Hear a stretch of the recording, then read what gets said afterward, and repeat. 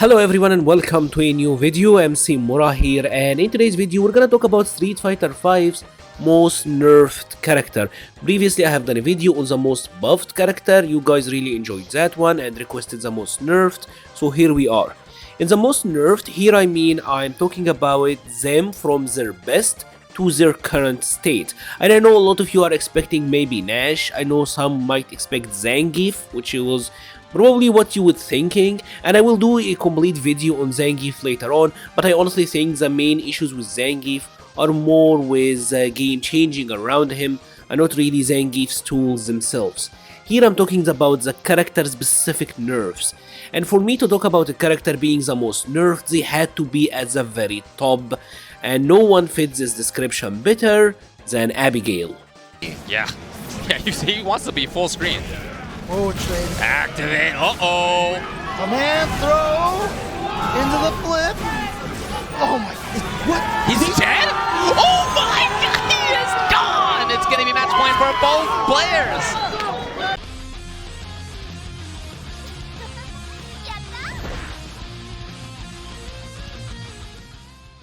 The launch version of Abigail was obviously pretty powerful, but the vanilla arcade edition version of Abigail is what a lot of people would actually consider broken, because this character was ridiculous. There was a lot of issues with the game back then that were common among many characters, and Abigail was among one of the worst offenders.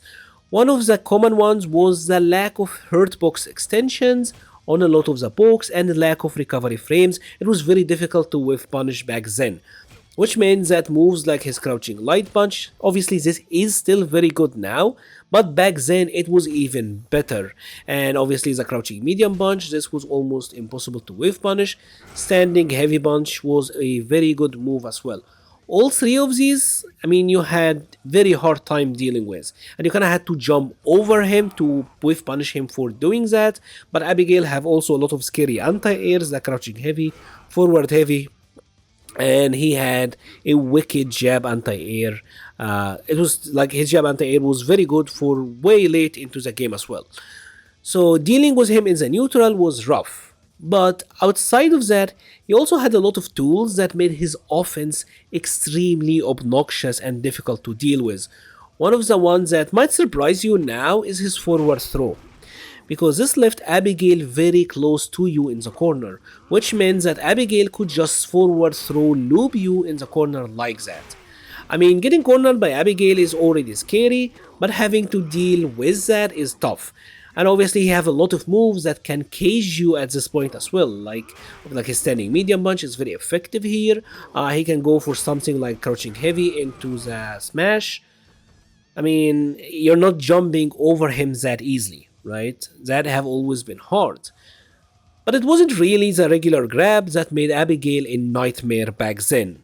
It was mostly his command grab. Because back then, Abigail had pretty much an SBD, right? It got nerfed significantly later on, but back then, take a look at how far he's able to throw Ryu from. Yes, almost from like a square distance here, the command grab would work. And the same obviously goes for like the EX version, right?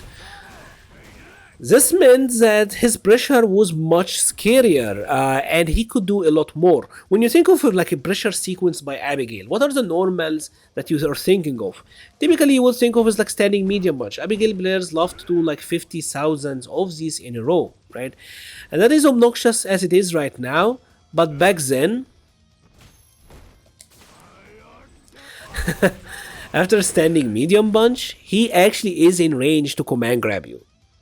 So this was legit one of the scariest normals to block, because you could always just get command grab after, and obviously that gives him Oki's, the corner situation, and guess what happens in the corner. And because this forward throw left you very close as well, you were also obviously in the range of just getting command grabbed. So that was annoying. But it's not just the standing medium punch, he also had a very common sequence back then, which was standing light kick, crouching light kick. And this also left him in the command grab range, if I'm very close to the Ryu like that, right? You're still getting hooked, you're still getting command grabbed. Now, One thing about this sequence that also made it very powerful back then was that the crouching light kick, this was special cancelable. So when Abigail is doing that sequence, standing light kick, crouching light kick, well, I mean, he can hit confirm that, or if you happen to block it, well, you still kind of had to deal with the mix-up. And it wasn't just like the EX version, he could normal command grab you as well. Now you kind of have to consider that you also had to deal with a lot of other stuff, like, I mean, he can still cancel it into the EX run, I mean, he can cancel that into like the EX flip, and him having like a cancelable low shake that is this quick, I mean, that was very, very annoying, right? But this also played a much dirtier role that made Abigail much stronger, because in V-Trigger, the reward for these two actions were even much bigger. Obviously, once Abigail gets V-Trigger, like the reward on like a command grab, right, become much bigger. And Abigail had a lot of ways to force the mix-up. For example, he can always just go for a sweep, which is his role, and this will leave him in range to command grab you, right? So activate was the roll, command grab, and now you're eating a ton of damage for just having to block the command grab, right? Take a look at how much damage this did from a V-Trigger activation and an EX command grab. So you're wondering, alright, maybe I'll try to walk back.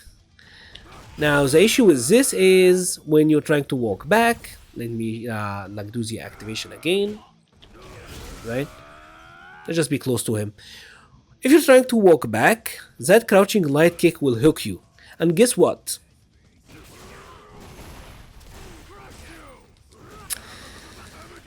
This combos as well. So Abigail just activating his V-Trigger like that from this situation means that you kinda had to guess between a crouching light kick or an EX command grab, or even he could do like the crouching light kick and even happen on hit. I mean, you're still getting command grabbed, and that would do a ton of damage. So this was very, very scary. Now one thing you might have noticed since the beginning of the video was the red bar at the bottom, because this was a 2-bar V-Trigger. Obviously the damage output Abigail gets from this V-Trigger is like well documented. We all know about like the double juggle on his back heavy punch. I've never was very good at that, but even without it, like with just a regular combo like that, I mean, he was still getting a ton of damage, right? And take a look at how much damage it used to do back then, right? This was a 2 bars, and it's still there, and it depletes slowly, so you kinda had a very hard time dealing with this, right? One thing that you also have to consider is that he got a lot of damage nerfs on this, so these sequences, I mean, they used to do a lot. I want to see if I can get like the back heavy punch juggle, so I can show you like the damage back then.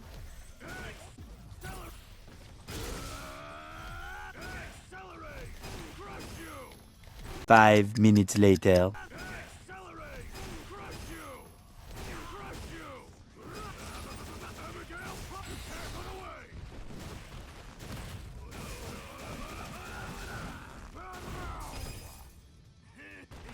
Yep. Just take a look at how much damage this used to do. That was kind of crazy. So the damage output on Abigail was really intense. But there is also another thing that made him very powerful, and it is that there was no escape options.